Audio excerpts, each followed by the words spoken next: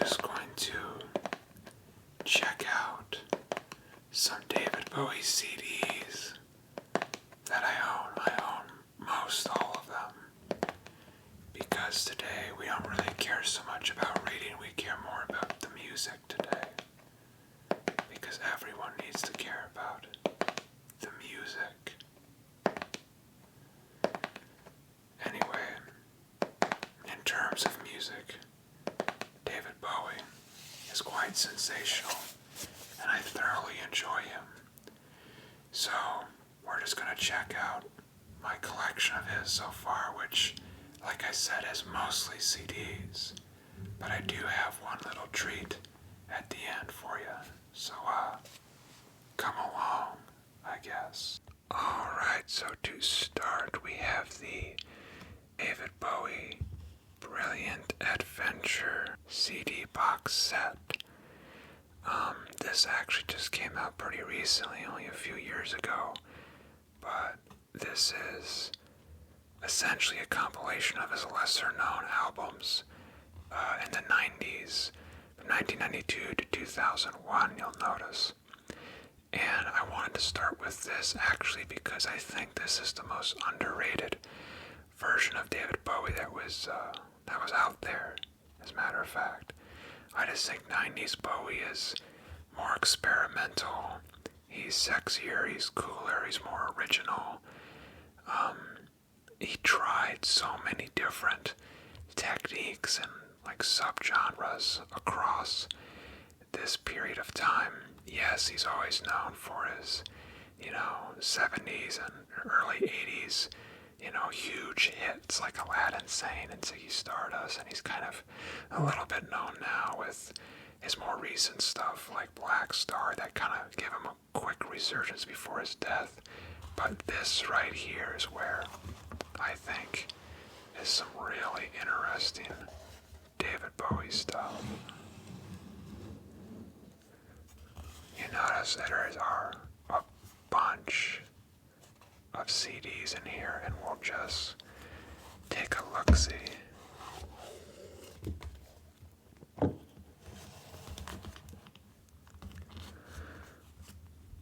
I'm one of those nerds who actually does like to, open up the CDs or the records and look at the, the little sheets and the pamphlets and all that, fun stuff on the inside. This little book is not what was originally in each CD here, but just a sort of bonus book with, and there's a few essays in here, some writings, of course some pictures of the man himself. By the way, if you couldn't, tell by now, I am a gigantic David Bowie fan. He's one of my absolute favorites ever. And he is pretty easy on the eyes, you could say, too. Not that I'm suggesting anything. But yeah, just this little book here, and I'd go through it a little more, but let's be honest, that would take another entire hour just going through this thing. But if you want to, listen to me read it or go through it with a little more patience, then you just let me know. This one right here is Recall 5. This one is basically 3 in 1. You can see it says Recall 1, 2, and 3. I won't open these, too much. There's actually not that much in there. These are just like sort of compilations of not David Bowie's like original tracks, but like radio edits. So for instance, the song I'm Afraid of Americans was always called I'm Afraid of Americans, of course, in the UK. But when it was played in America, they didn't want to, have that song, I suppose. So they called it I'm Afraid of the Animals. So this would have I'm Afraid of the Animals, or it would have shorter versions of his other classic tunes and whatnot. Speaking of this album, where he low-key looks like Geralt de Rivia, by the way. Here, let me just move this out of the way. Maybe get some more light. There we go. This is just a BBC radio theater recording, basically a little live concert he did for them. And this one's pretty fun because he does take those regular big-time David Bowie hits and he just kind of redoes them in a way that makes it more fun for him. So for instance, you have the song Just Dance, or no, Let's Dance. Oh my god, being a millennial is ruining me.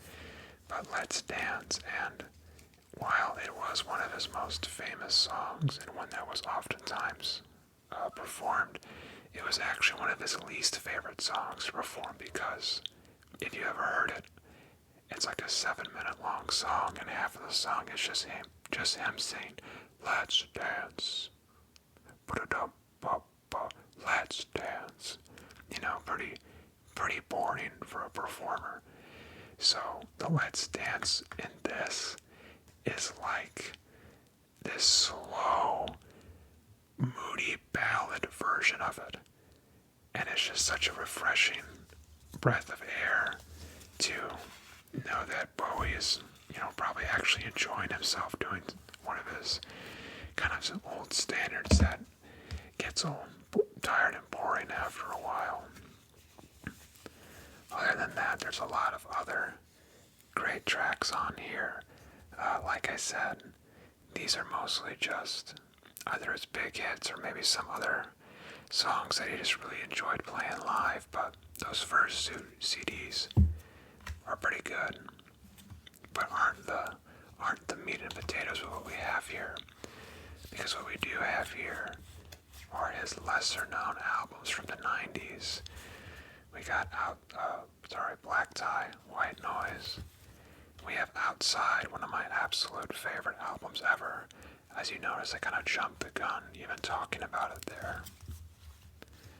Have the Buddha of Suburbia, Earthling, Hours, and we'll start off with Toy here, because this was the main album that this box here was advertised as having. You could either get this box, which had a bunch of stuff, all of this obviously, or you could get the toy box, which was, I think, just this and maybe a few essays and, picture books and whatnot, because this was actually not a posthumous album. I guess it kind of is, but an album that Bowie recorded around that time and that he just never got made.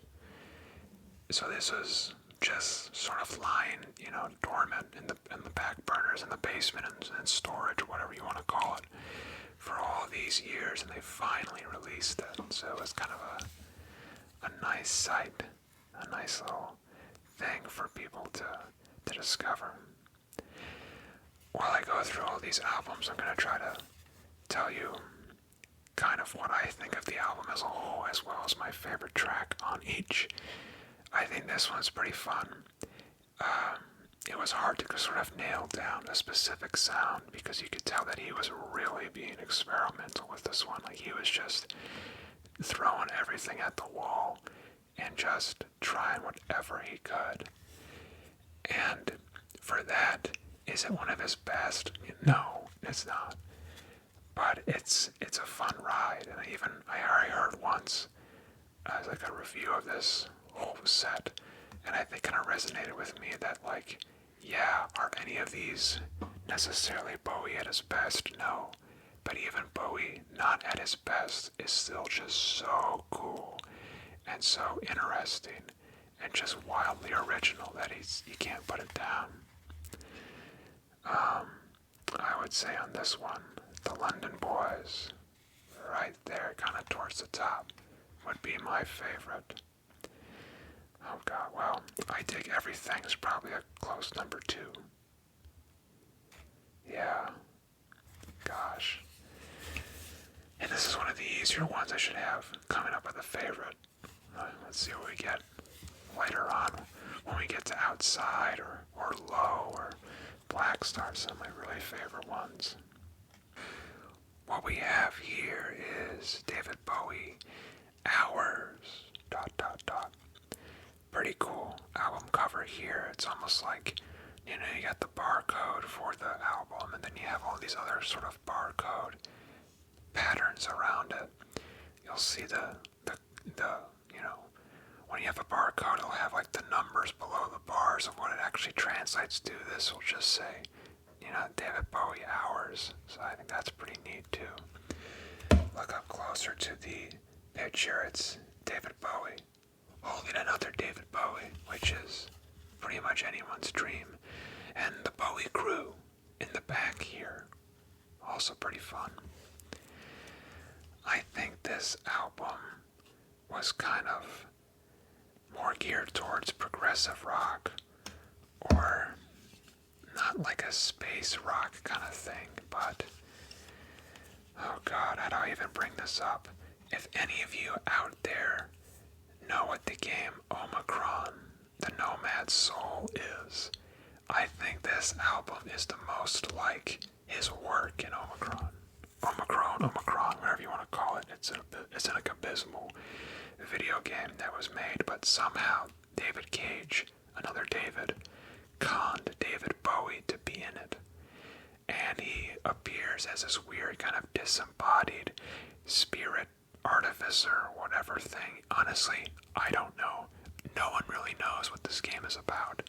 It's quite chaotic. But Bowie's in it, and he does some of the music for it. And songs like say Thursday's Child really give me heavy Omicron vibes.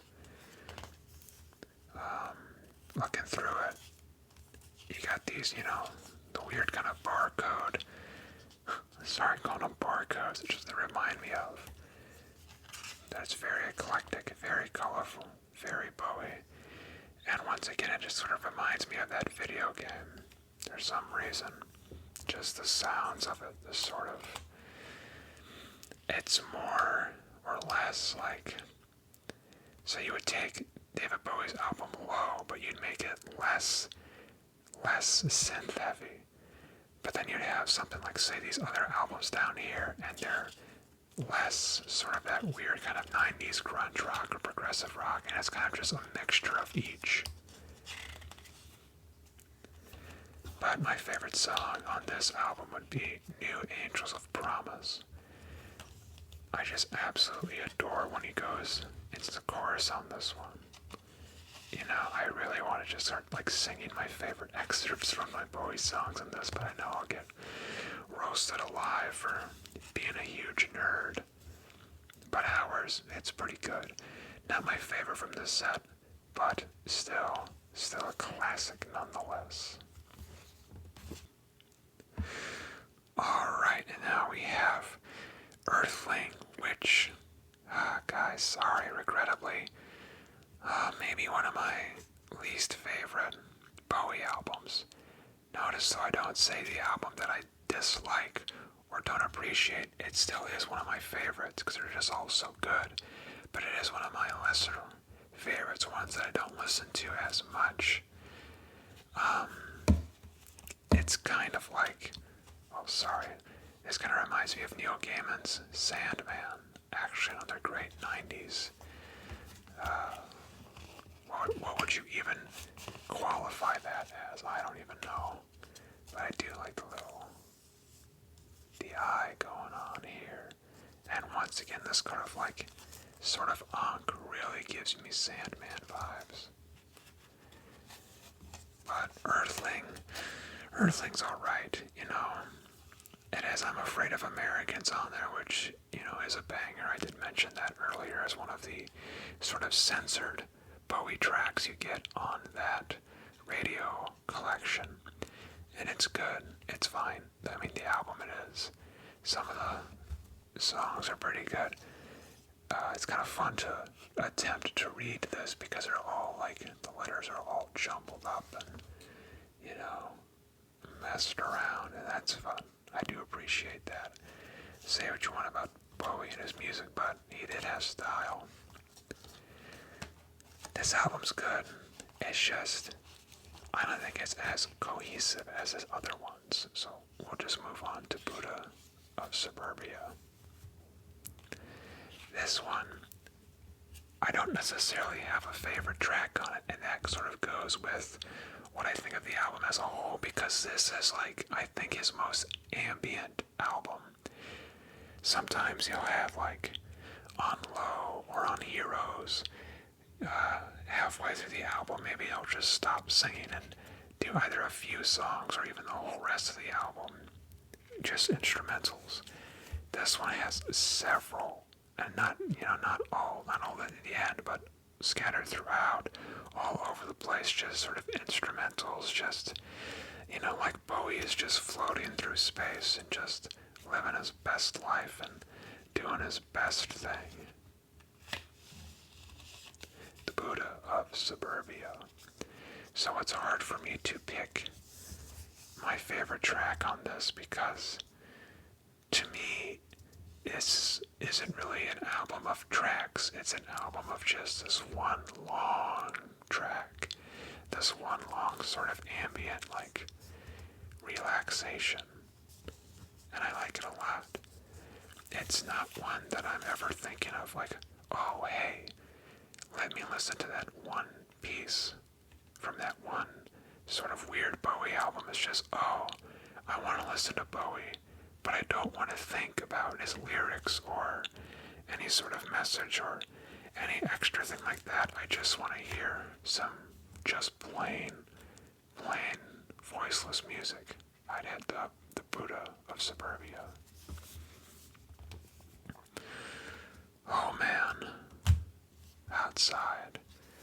We'll skip to Outside to be the last, and we'll just quick do Black Tie, White Noise. I feel pretty basic, but my favorite track on this album is indeed Black Tie, White Noise. It is just so cool. How do I even, oh jeez, the Emprise method is failing me. What's his name? It is Marvin Gaye. What's going on? Yeah. He sort of samples that in that piece, and he has a guest singer with him. And Bowie's doing his saxophone craziness, his amazingness, as per usual. Oh, it's just so good. This one, I think. Does that sound good, actually? Yeah, these are all in this sort of weird kind of plastic wrappy thing. But this one is more like, out of all of these, I think this is the most like 90s sounding, most 90s progressive rock, kind of turn of the century. You can tell that it's edging into this sort of pop rock, but it's not quite there yet. That's how I would classify this album. Out of all the ones on here, this is what I would go to most lyrically, like on a song-by-song basis. I think this has the best hits because this, not that it's the most commercial, but I think it's the most well-rounded in the sense that each song I could, imagine being on the radio. I could imagine it doing well and performing well, and someone somewhere being like, hey, I want to listen to that piece from the Black Tie White Noise album. Let's check it out. Let's get Bowie over here. Plus, how could you resist those eyes, that look? My God, David Bowie. Where do I even begin with this? This album hit me like a truck. It came out of nowhere and just floored me. The idea that I lived my life without knowing about this for so long, makes me mad. This album is a sort of musical that David Bowie wrote and made into an album. It's an hour-long album. It has characters, it has a story arc, it has backstory and lore, and it is just a trip. This is absolutely, cream of the crop David Bowie artistry. And I think it's a shame that this album isn't talked about up there with like the Berlin Trilogy and Aladdin Sane, Ziggy Stardust, Young Americans, all the really big sort of mainstream Bowie hits. The fact that this is not always mentioned, to me, is criminal. But a quick glimpse of the story, because by the way, here there's literal, there's lore. There's David Bowie lore in here. It's not just like the usual song lyrics that I'll get down to eventually, but this entire beginning section is lore about this musical world he created. Here's the actual lyrics from some of the songs. And throughout, obviously Bowie sings each song, but throughout each of these songs, you'll notice it's sung by a different person in the musical. He plays multiple characters and even sort of changes his voice throughout to designate which character he is. And what it comes down to is this murder mystery, essentially, where in the future art and crime are so extreme that there needs to be this Department of Art Investigation, of art crime they call it, that investigates murders that are so artistic they can't realize if they're crime or if they're just works of beauty, which is so terrifying to me because it's just so prescient, honestly, with how violence in our media has just increased drastically over the last several decades. Really, and extremely so the last 2 decades, ever since the turn of the century. And David Bowie's character, he plays all the characters, but I suppose the main hero character is investigating the murder of this little girl to determine whether it was artistic or not, and whether this, the murderer needs to be sought down and captured and killed. And David Bowie plays the detective, and he plays the passersby, and he plays the murderer themselves, and all these songs from all these different perspectives. It really is just impossible to pick a favorite one on here, but man, probably Small Plot of Land. It's hard because you also have Outside on here, you have I'm Deranged on here, you have The Heart's Filthy Lesson on here. Oh god, now that I mentioned that, it's probably The Heart's Filthy Lesson. That is peak sex appeal Bowie too, if you ask me. Bowie with his little soul patch on, my god. It's just something else. This, while yes, a musical sort of structure, I think this is like his most grunge rock album, by far.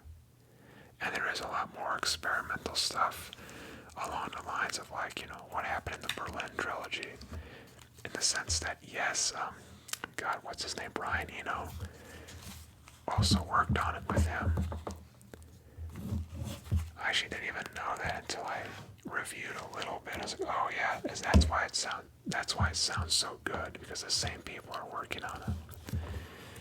So there is a little breathing room, you could say. I always refer to it as breathing room whenever I see a piece of art that really allows itself to just develop and have time to grow. There'll be entire bits and songs that just, go for a few minutes and just try something new, try something different that didn't really match with the rest of the song. But you know what? It's David Bowie. He can do whatever he wants. And that is the Brilliant Adventure box. And we'll just set that over there for now. And then we'll go towards my regular CDs here. So they're not necessarily in order by year or thematic order or anything like that. They're not even really in order of when I bought them, because there's a mixture of, okay, I bought these 4 albums at once, so I keep them together, but this is my favorite, so I keep it over here. or at least it looked cool together, so I keep them over here. So I just brought them over from my shelf in a big stack, and we'll just go through them one by one. We are going to start off with my absolute favorite David Bowie album, Low. This is just an indescribable piece of art. First off, you'll notice his outfit from The Man Who Fell to Earth, the Nick Rogue film, which, don't get me started on films here. The first few tracks, pretty quick, honestly, and those are the ones with his lyrics in them. By the time he gets to the second half, it is like all instrumental stuff, or basically just him like screaming or chanting or making these weird sort of extraterrestrial noises, you could say. The reason why I love this album, why it's my favorite, is because when I listen to this, I feel like I'm in space. I feel like this is the sound of the future. This is what David Bowie was meant to be, what he always was, and what he always will be. It is just special beyond belief. My favorite track on this, Weeping Wall, it's almost like David Bowie's voice. The reason why the lyrics have stopped and why his voice is just sort of floating around in this intangible, ominous, otherworldly sense, because he has become the music at that point. He has transcended himself, and he is just this other being. I'll check out the book here. There he is. Bowie just being the sexiest guy on earth. You cannot stop him. Wow. Wow, wow, wow, wow, wow. Oh God, I can't resist. But we have the speed of life, breaking glass, what in the world, sound and vision, always crashing in the same car, be my wife, a new career in a new town, Warsaw, art decade, weeping wall, and subterraneans. From the David Bowie album, Low, part of the Berlin trilogy with Brian Eno. Oh yeah, we will. Does this sound good? Does this sound fine? Yeah. That's okay. We'll teleport to albums from here on out. Alright. So these are his. I'll just get the other ones out too. Some of his sort of mainstream ones you've probably already, even heard of. What else we got here? Yeah. I want to start with these three for now. We got, obviously, The Rise and Fall of Ziggy Stardust and the Spiders from Mars. Aladdin Sane, which are probably his two most famous, and then Lodger, not one of his, well, maybe halfway famous, still during his most famous period. But these first two, obviously, why did I just have dead air there for a minute? Oh well. These first two are probably what he's known for the most. The ones I like on here the most would be Moon Age Daydream, and no, I have not seen the film Moon Age Daydream. I don't know why I haven't. I tried to, but I had a date that night that came up, and I was like, you know what? I should probably pick this date, or we're going to a David Bowie movie alone in the back and crying by myself. Why didn't I ask her to come to the David Bowie movie with me? I don't remember. I think it was something that was like a one-night only thing, or maybe something with someone else she knew. I don't know. I don't know why. Don't ask me. Don't yell at me. But Moon Age Daydream and 5 Years are actually some of my favorites. With 5 Years, that's one of those Mondegreen moments where I actually misheard the lyrics the first few times. And what the lyrics are in my head, I'm just going to keep to myself, because I don't want to embarrass myself even more than I already do on the internet. So That's how I stand with this album. Let's open it up here so you can see me struggle in real time to get these books out. Because while I do love reading these little books, I sure have a hell of a time trying to get them out of their case. Pretty simple, this one. Just some credits. Yeah, but that's okay. Even David Bowie has to be irregular sometimes. We have probably Bowie's most iconic look right here. Oh gosh, oh man, I already forgot. I was supposed to describe the albums and what they all meant to me as I was talking about them. Iconic looks brought it up because these are probably his most iconic sound. Right here, the sort of, not classic rock, but the glam rock of the late 70s, early 80s that he was kind of doing. With obviously someone who would dress up super pale, crazy red hair, and a lightning bolt over his eye. I like it. Sometimes I think it gets a bit overplayed on, you say, like classic rock stations, or if, you got a boomer coworker who's playing Bowie constantly, or I guess maybe who would prefer Bowie, boomers or Gen X's? Who knows? I don't know, I'm a millennial, I don't know anything. And his hits are great, yeah, but something about his, like, coked out, I don't know, Speed Freak days, yeah, they're fun, they're iconic, but I think Bowie's music was just better when he himself was more put together. I think at that point he had more time to focus on the music and the experimentation itself.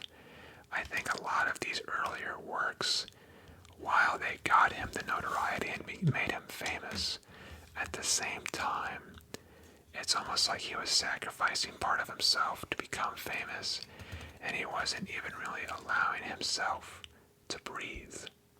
He wasn't allowing himself to play or allowing himself to really, really experiment and see what's going on. He was almost just too busy becoming David Bowie that he couldn't enjoy being David Bowie himself. God, why are these so hard to get back in? But favorite track on that is Cracked Actor. It's Crack Baby Crack. Show me you're real. Alright, we have Lodger here, another part of the Berlin trilogy. We have Lodger, Low, and Heroes as part of it. And this one's a hard one to find a favorite because Fantastic Voyage is awesome. African Night Flight is awesome. Red Sails is awesome. But Yassassin is not only my favorite Bowie song on this album, but just one of my favorite in general. This album has a pretty eclectic taste because I feel like he was experimenting with world sounds in this. Yassassin has that Turkish vibe. African Night Flights has a lot of these crazy tribal drums and stuff. And this album makes me wonder. It just makes me wonder if you could make this sort of stuff today. Or if people would say, hey, David Bowie, you can't do that. That's cultural appropriation. You can't use those instruments or those sounds. Damn you, David Bowie. We don't like you doing this stuff. Would they do that? Or would they actually allow him to be like, oh, that's cool that you're borrowing from these cultures and these styles. I like you. I mean, I would like him, of course, but I just wonder if it would survive the mainstream like it used to. I don't know. This is David Bowie's album, Let's Dance. I think I mentioned earlier that Let's Dance, the song, one of his most popular songs, was a song he didn't so much like to do because, essentially, he just screams, let's dance, the entire time. But this is another one where, almost every song is one of my favorites. I love Modern Love. I do kind of like Let's Dance, Ricochet, Criminal World, but China Girl. China Girl is, dare I say it, my favorite Bowie song. It honestly goes back and forth between China Girl, like all of Outside, and then we'll get to it later on here. If I can even get this out. Oh God. Oh God. God and David Bowie, please help me. There. I hope my struggles are relaxing to you people. Okay, scratch that. China Girl, Weeping Wall is in there. All of Outside, and then all of Low too. God, it's so hard to pick. I think there is a China Girl picture in here though. Yeah, look. Once again, I wonder if he would get canceled for that if he did it today. This whole album on its own is, I don't want to say it's like a party album, but I think it is like his most party-minded, I think. Not like a club album like you'd think of today, with those sort of modern club beats, but like a club for that sort of era. I would say this reminds me of. You got all these hits that I could just imagine huge crowds of people dancing to. And back to China Girl, I just think that's one of the most David Bowie-ish David Bowie songs out there, because there's like a literal section in the song where he's just going shh, you know, like shh, quiet, you hush, and it's just so unrelenting. Oh man, I don't even. How do I even say it? It's just indescribably sexy. It's Bowie. What do you expect? We got Hunky Dory here. And we also have Young Americans. Two more of his big ones. Hunky Dory has Life on Mars, which is probably what would you consider his most famous song? Would it be Life on Mars? Probably. I mean, I like Kooks on this one myself. I mean, this is, oh man, it's probably one of his, quote unquote best albums, but it's just not one of my favorites because, I don't know, it's just overplayed, man. Everyone's always just playing Life on Mars, Life on Mars, Life on Mars, and yeah, that's great, that's fine, but like, and you know what? Let's not talk about this one, let's just skip it. Let's just skip it. Why not? I like his other stuff a little better, and also, I think I've been going for like 40 minutes. I thought this would be like a 20-minute long video. I didn't know it would take this long to get through these, but anyway. Young Americans. Another good one. Obviously, Young Americans is amazing. And what's kind of fun is he has a cover of Across the Universe on here. You know, the Beatles song, the John Lennon song. And, man, it pains me to admit, but Bowie, like, murders it. It does not sound right in the Bowie style. It's supposed to be that peaceful dream, like, John Lennon style. That Beatles acid rock, sort of early acid rock trip, whatnot. And it just doesn't work with Bowie's, like, words are flowing out like endless rain into a vapor cup. It just sounds weird. And I applaud him the effort, but sorry, Bowie, you just didn't pull through for me. Fame is my favorite one on this. Out of all of his mainstream hits, I'd say Fame is probably my favorite. I just love the,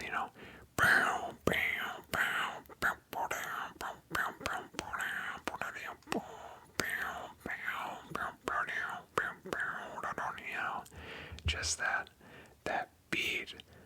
Oh, it's just, It's sassy, it's edgy, it's just full of charm and like, hey, look at me, look at what I can do.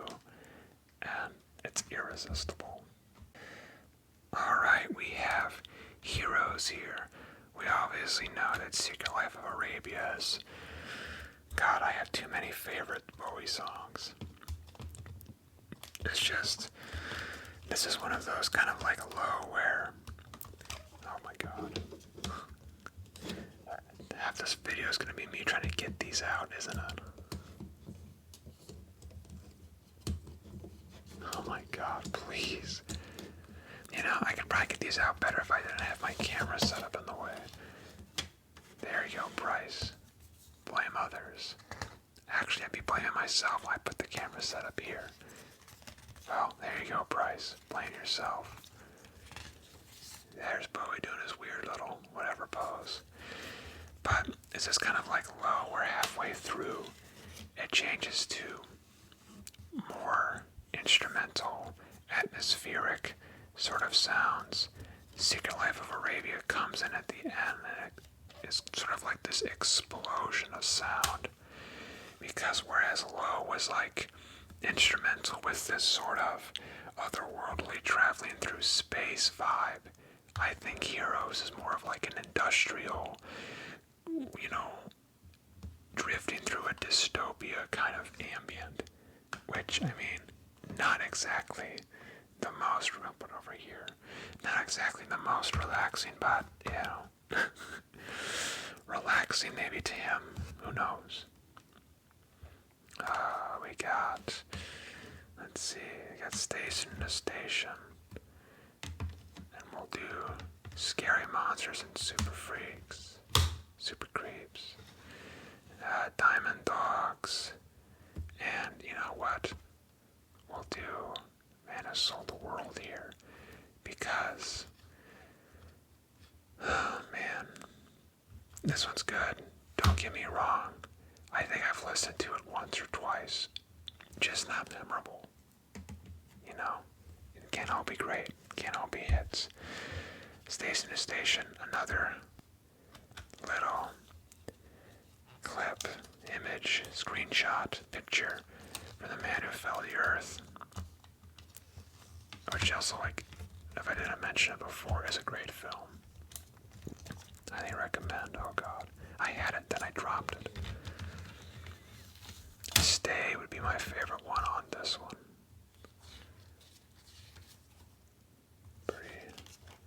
Pretty poppy interior. This is what I think helped launch him to more acclaim and whatnot. Because this, as Station to Station, Golden Years, I think was one of his first big hits. Station to Station, I think did it begin the Major Tom series? I know this one actually has Ashes to Ashes, which is also continues a few of the other. I've actually skipped a few of the Major Tom songs, so, shame on me. But this album's pretty good too. See if I can get this here. Scary Monsters, Super Creeps, sometimes just called Scary Monsters. This is I think the only album I can think of so far that has a reprise of a song, because it has It's No Game Part 1 and later Part 2. Conveniently, they are my favorite tracks from this. I just love the weird, it's like he's screaming, essentially, the album. And there's a lot of just noise, crazy noise going on in the back, which to me describes this whole album perfectly, because this album just has there's a lot going on. There's a lot going on that I'm sure a lot of people listen to it and say, oh, this is just trash, this is just some guy going crazy, doing whatever he wants. And I'm like, yeah, that's the point, he's going crazy and doing whatever he wants. It's kind of fun, kind of cool. It's one of those where I just have it on almost just to listen to it, because just the soundscape of it all It's just so incredible. Like you'll notice the picture here itself is kind of weird and twisted and strange. I feel like this album is like this picture. It's just kind of this manic explosion of sound. And it's just totally fun. Diamond Dogs. Dog City never sleeps. And look, David Bowie's a dog. He's literally a dog man. He's a dog man. Dog City. Diamond Dogs is awesome. Mostly because the dogs. But, oh my god. These just get harder and harder to get out. Oh my, I'm pushing it the other way. Look at those dogs. Look at them. Look at them. There's a dog. There is a dog. Man. Dogs.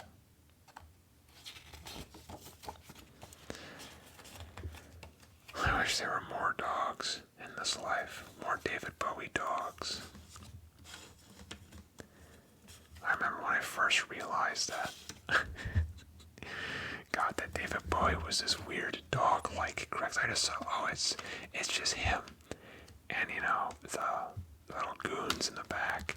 But then I finally realized, oh, that's not like the horse, because it kind of looks like a horse in a way. That's supposed to be David Bowie. He's this weird dog centaur. And I don't know, man. It's just cool. Here's a quick putting this over there. These next two, hidden gems, total hidden gems. These kind of go with the Brilliant Adventure, not because they were a part of the Brilliant Adventure, but because these are like 2000 and 2001, I think. These are the last albums before his huge hiatus for 15 years. God, and they have some of my absolute favorites on here. Bring Me the Disco King is probably just one of my favorite songs, honestly, ever. It's just such a vibe. But this also has Fall Dog Bombs the Moon. That's nuts. Oh, by the way, Bring Me the Disco King is on Reality. These are called Reality and Heathen, by the way. Sorry, just too excited. God, I hate Slow Burn. Sorry, it's always hard to read on this one because all the things are struck out. Yeah, Slow Burn, track 4. I have a notorious bad memory. It's weird because if you asked me the track list of each album, I want to be able to do it. But if you asked me like a rhythm list or a humming list or do the beats for me, I can do it perfectly. It's all about the flow, listening to it, picking it up on your ear. It's all about music for me. I have a lot of associations with music, and something about it just works. It just clicks. Like my conceptualization of it maybe just helps. I don't know, just like anything in my life, that's just a special connection I get when I listen to it, and not just like David Bowie, and not trying to say I'm this really deep guy. I'm really not. I just like listening to cool stuff, man. But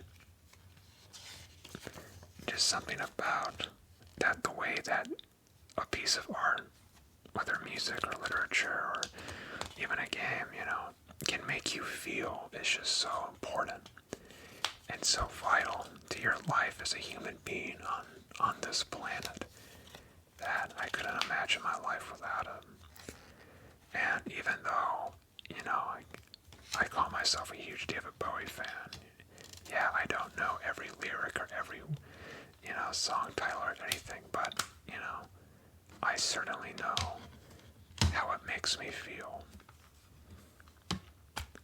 And is all of this incoherent ranting? You know what? It kind of is. But that's okay too. Oh my gosh. Please, please, Bowie, please. Oh no. Oh no.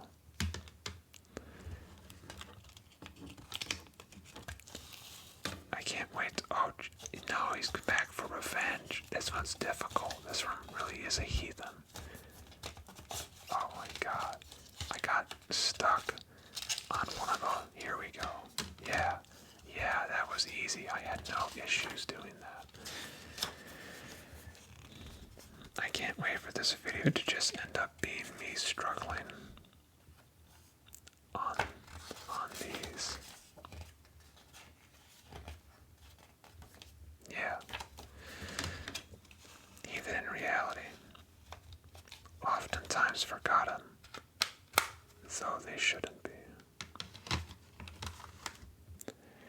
Alright, and then the last little section I have would be David Bowie's newer stuff. We got, oh gosh, we'll save Black Star for, oh man, how do I introduce these three? There's a lot of history here. So the next day, I'd rather be high, I'd rather be high. Not that I'd rather be high right now, but that's my favorite song from this album here. And we get a little poster, if I remember correctly. Yeah. Poster.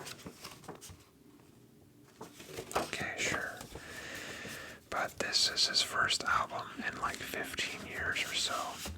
Because from 2000, from The Reality and Heathen, he took a huge break until he came up with The Next Day. And The Next Day is cool because it's like David Bowie just sat down for those 15 years and just listened to all the music that was coming out and then implemented it all into his work. For instance, like, even Kendrick Lamar was a huge inspiration for him because To Pimp a Butterfly was, he said, a major inspiration for Black Star, because if Kendrick Lamar can add jazz to rap music, well, he can add jazz to rock. And these are just such fun albums, such a breath of fresh air, so inventive. David Bowie unfortunately knew he was dying when he made these, at least when he made these last two. And it's almost like these are his last sort of wills of life. You know, this is what he went out doing. How I actually figured out that I liked Bowie was as I was growing up, my dad really liked the Beatles, and my mom really liked Elton John. You know, people from like the classic rock era. And I wanted to have, because I liked both of them, sure, but I wanted to have my own classic artist I really liked. So I was just kind of going through, like, you know, lists of people and whatnot. I got to David Bowie, and David Bowie's Black Star had like just come out, or the music video had just come out, and I watched it and I was blown away. I was like, oh my god, I need to order that album. I love David Bowie. He's going to be my guy. I'm going to follow him, do all that stuff. And then he died the next day. The next day he died. And my first thought was, oh my god, everyone's just going to think I'm like, you know, a fake fan, a bandwagon, a wannabe, you know, as well as, oh my god, did I kill David Bowie by learning about his existence, essentially. You'll notice this album is actually a little beat up.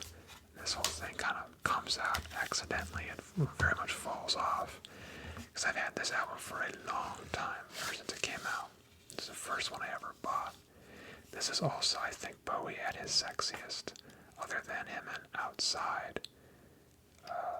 It's hard to kind of see, but there's this, you know, sort of, like, I don't know what you'd even call it, laminate thing. But I love his look for the music videos in these. Let me try to find it again. Well, there, that's probably the best look of it you can get. It's even hard to see, but just look up the music video for Black Star. It's nuts. Just, Bowie is just, oh, there it is, the one I was talking about. Him with this little bandage over his head. Just supremely cool. And you just can't get enough of the guy. I wish I could be David Bowie. Well, actually, no, you should be happy who you are. Favorite track from this? Oh man, I love every track on this album. I mean, it's the first album I got of his. It's so hard to pick.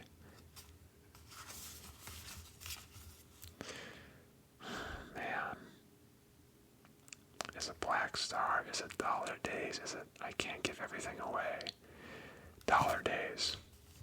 Single on Dollar Days. Alright.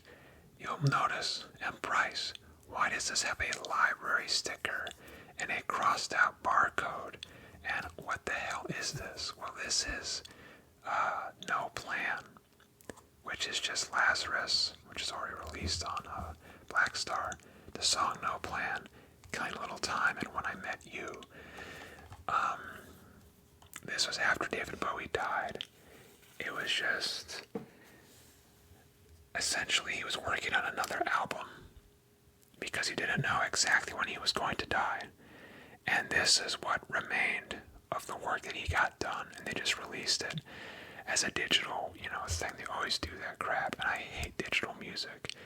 And I eventually just somehow got this from a library because they made a physical copy of it at one point, so I got it, it's mine. But I just had to have it because while yes, I can listen to it on YouTube or Spotify or any of that stuff, I wanted to make sure I have a physical copy of it. Because, as I was mentioning earlier throughout, I had another favorite Bowie song that I wanted to tell you about, and that actually is the song No Plan. No Plan makes me actually sob. It's just one of the best songs I've ever heard. The greatest music video I've ever seen. Just indescribably good and powerful and mournful and full of redemption and optimism and hope. And it's just everything. It's just everything. I could rant for half an hour about No Plan, which I'm in half a mind to do, but I think I've already been I'm at an hour now of this stuff, so maybe another time. But please, if you take anything away from this video, go watch No Plan and watch it now. Alright, now what is this mysterious looking box I have? This mysterious Happy Socks Bowie. What could this be?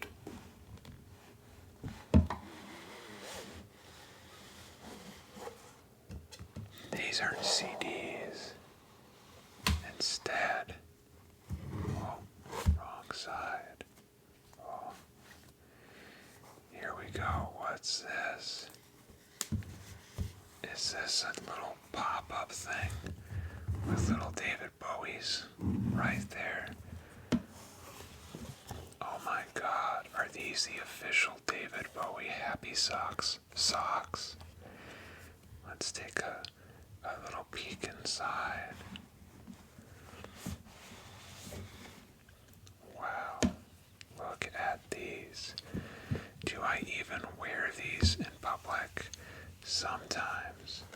Only on super special occasions, because as you can see, they are quite special.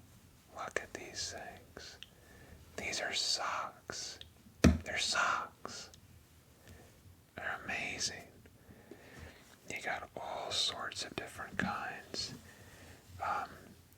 You'll notice from the wrinkles, I've actually not worn all of these, though I've had this for a long time. I think I've only really worn these pair of blue ones because you'll notice they're kind of messed up. They say to air dry them after you wash them, but who knows? Honestly, I just even looking at them. As well as I don't really have a formal job. I'm a blue collar I'm an honest worker, I guess. Not to say you white collar folks aren't honest, but I would never wear these to work, nor do I like wearing socks when I go outside, and otherwise I'm wearing big boots, and my boots would cover these beautiful socks I have. So I don't get to wear them too often. I do have a pair of Doc Martens I love wearing, but these socks are just so thin, and you know how Doc Martens can be, that actually wearing these in them hurts my little feetsies. So, I don't wear these too much. I should wear them more often. And maybe, maybe it's just my own fault for, honestly, probably forgetting about these from time to time. But oh my god, see, look, there's a literal tiger on these things. A literal tiger. Like, how could you not love these little socks? They're so cool. They're so fun. Yeah. Some fire socks here.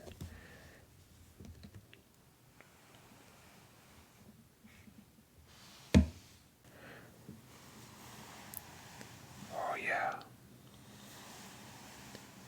Look at these socks. And now that I do this, this actually seems pretty nice. So how about we just do this for a while?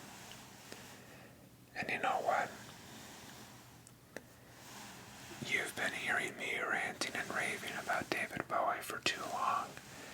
I think you guys deserve a break. At least from my voice, that is.